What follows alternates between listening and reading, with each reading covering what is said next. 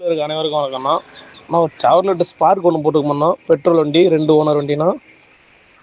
ஆனால் வண்டி தெளிவாக இருக்குண்ணா. இன்ஜின் அவ்வளோ தெளிவாக இருக்கும். வெறும் 86,000 கிலோமீட்டர் தான் ஓடி இருக்கு.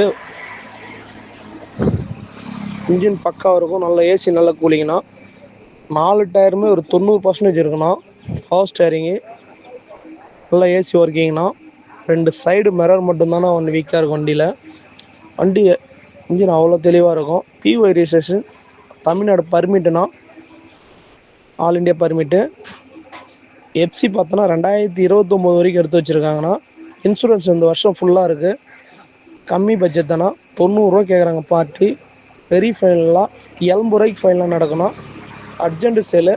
தேவைப்படுறாங்க என் நம்பருக்கு கால் பண்ணுங்கள். 96 26 18 74 65.